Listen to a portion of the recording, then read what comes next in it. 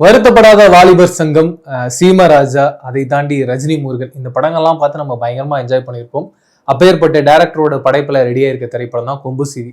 இந்த படத்துல மிக முக்கியமான கேரக்டர்ஸ்ல 2 பேர் நடிச்சிருக்காங்க. ஒருத்தர் சண்முக பாண்டியன், கேப்டன் விஜயகாந்த் சாருடைய மகன் அவரு.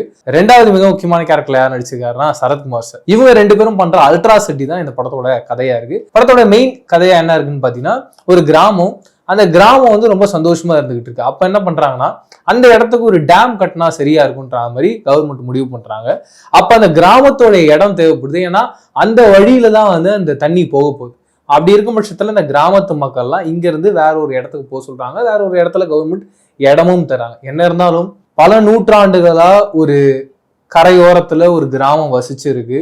அங்கேயும் அவங்களுடைய வாழ்க்கையெல்லாம் இருந்திருக்கு. அந்த மக்கள் அந்த இடத்துல இருந்து வெளியே போங்கன்னு சொன்னாங்கன்னா அவங்க எந்த அளவுக்கு உடஞ்சு போயிருப்பாங்க. தொடர்ந்து அவங்களுக்கு அந்த மண்ணு மேல ஒரு பெரிய பாசம் இருக்கு. அவங்க அந்த மண்ணில் தான் எல்லா வேலையும் செய்யணுன்ற மாதிரி நினைச்சுக்கிட்டு இருக்காங்க. அப்படி இருக்க மக்களுக்கு இது ஒரு பெரிய அடியா இருக்கு. இதுல இன்னொன்னு என்ன நடக்குதுன்னா, இந்த டேம்ல எப்பெல்லாம் தண்ணி வராம தடுத்து நிறுத்துறாங்களோ, ஒரு 3-4 மாசம் இந்த பக்கம் பயங்கர வறட்சியா இருக்கு.